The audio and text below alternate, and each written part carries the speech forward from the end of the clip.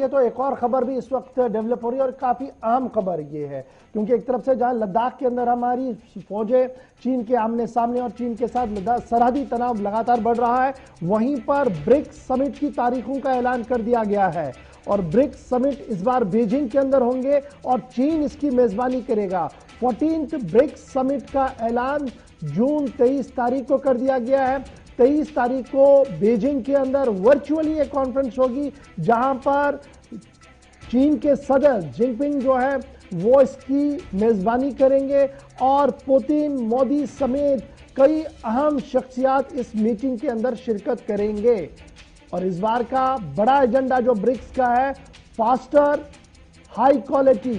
BRICS participation on global development, इसका agenda रखा गया है। यानी हम आहंगी के तौर पर किस तरीके से तेजी के साथ चले और ग्लोबल डेवलपमेंट हो, यानी सिर्फ एक खित्ते, एक इलाके, एक रियासत को डेवलप ना करें बल्कि ग्लोबल डेवलपमेंट हो। यह इस बार ब्रिक्स का समिट है। लेकिन 14वीं ब्रिक्स समिट की तारीखों का ऐलान चीन के ज़राए अबलाग ने इसकी तस्दीक करी और फॉरेन मिनिस्ट्री जो चीन की है उन्होंने साफ कर दिया कि जिनपिंग, मोदी, पुतिन एक बार फिर वर्चुअली ही आमने सामने होंगे। सीधे चलेंगे आसिफ रशीद के पास मजीद तफसीलात के लिए। आसिफ, दफ्तर खारजा की तरफ से क्या इस बात की तस्दीक हो गई है कि 23 जून को यह कॉन्फ्रेंस जो बीजिंग के अंदर होगी, वज़ीर-ए-आज़म साहब इसमें जाएंगे और जिस तरीके का सेट एजेंडा पहले ही इसका होता है, क्या उस बारे में कोई तफसील आई है? बिल्कुल इशफाक, वर्चुअली ये समिट दरअसल होने जा रहा है और इसमें भी वर्चुअली बात रखी जाएगी। पिछली बार और इस बार के समिट में फर्क सिर्फ ये है कि पिछली बार जब ब्रिक्स ममालिक का इजलास हुआ तो उसमें सिर्फ कोविड जो पॉइंट ऑफ डिस्कशन था, कोविड के हवाले से बात थी और आलमी सतह पर वैक्सीनेशन का प्रोसेस चल रहा था। वो वैक्सीनेशन कैसे एक दूसरे की मदद की जा सके और बहरान से निकालने के लिए जो कोशिशें आलमी सतह पर हुई थी वो वहां पर डिस्कस हुआ था। इस बार का पूरी तरीके से मुख्तलिफ है और 3 बड़े पॉइंट्स हैं। एक तो ये कि आलमी सतह पर नए दौर के अंदर देखिए एजेंडा 2030 में बड़ी आलमी ताकतों में जिनमें भारत भी है, रूस है, इसके अलावा आप देखेंगे जनूबी अफ्रीका, ब्राजील और जो ब्रिक्स ममालिक के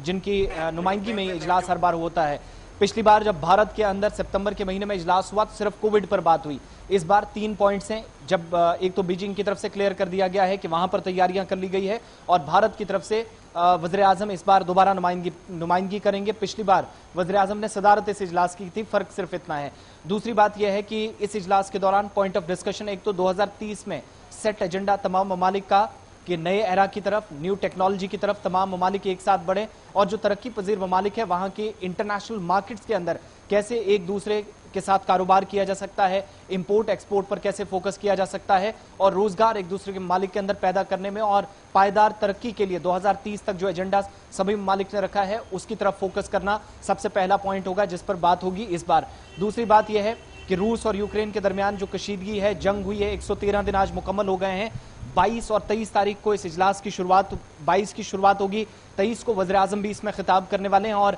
रूस और यूक्रेन के दरमियान जो जंग हुई है उसके बाद ये सब पहला बड़ा इस तरह का इजलास और पहली मुलाकात होगी आलमी सतह पर जहां शी जिनपिंग और रूस के सदर व्लादिमीर पुतिन आमने सामने होंगे। तीसरी बड़ी बात है, इजलास उस वक्त हो रहा है जब मगरबी ममालिक जो अमेरिका के साये में इस वक्त रूस पर मुकम्मल तौर पर पाबंदियां आयद कर चुके हैं, इक्तिसादी पाबंदियां हैं, पूरी तरीके से मार्केट को ठप कर दिया गया है, ऑयल मार्केट्स बंद पड़ी हैं, इंडस्ट्रीज को बंद किया गया है, उन सब के बीच में ये इजलास होने जा रहा है और इसमें 2 चीजों पर ज्यादा फोकस इस बार जो आलमी सतह पर रहेगा, चाहे वो मीडिया हो, एजेंसीज हो, आम लोग हों, वो या जो तज्जिया निगार हैं वो इस चीज को देखेंगे कि एक तरफ शी जिनपिंग और वज़ीर-ए-आज़म भारत के वो एक बार फिर से आमने सामने होंगे और दोनों तरफ से क्या क्या बात अपने अपना पॉइंट किस तरीके से रखा जाएगा इस पर सबकी नजर। दूसरी बात, इस इजलास के दौरान जो जराये से हमें जानकारी मिली है कि वो ये कि आलमी सतह पर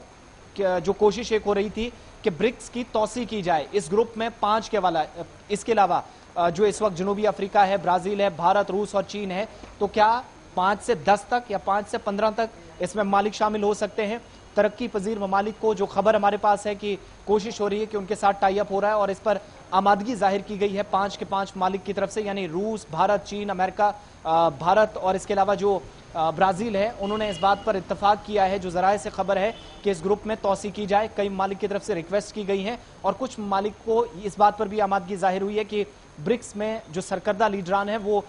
इस बात पर आमादगी जाहिर कर चुके हैं, बाकी ममालिक को या बाकी लीडर्स को भी इसमें आने का मौका दिया जाए। इस बार खास बात यह होगी कि अगर ग्रुप की तौसी होती है, उससे पहले कोई अनाउंसमेंट होती है, कोई इशारा जिसके पहले से मिल रहे हैं, तो दुनिया भर के टॉप 100 लीडर्स को भी बुलाया जा सकता है जो सबसे ज्यादा इस वक्त तरक्की की तरफ जा रहे हैं या फिर इन्वेस्टमेंट की तरफ पॉलिसीज उन्होंने अलग अलग अपने अपने मालिक के अंदर अपनाई हुई कुल है। मिलाकर ये देखा जाए, एक तरफ से ग्रुप में तौसी होगी और दूसरी तरफ से सस्टेन डेवलपमेंट कैसे हो उस पर भी तबादले ख्याल होगा। लेकिन बड़ा दिलचस्प ये होगा जी, जब वर्चुअली एक तरफ से पुतिन बैठेंगे, एक तरफ से जिनपिंग होंगे, वज़ीर-ए-आज़म मोदी होंगे और दीगर मुल्कों के सरबराहान होंगे, तो डेवलपमेंट पर बातचीत तो होगी, लेकिन क्या बर्फ पिघलेगी लद्दाख की, ये भी एक बड़ा सवाल होगा जिस पर लगातार बैक चैनल डिप्लोमेसी चल रही है।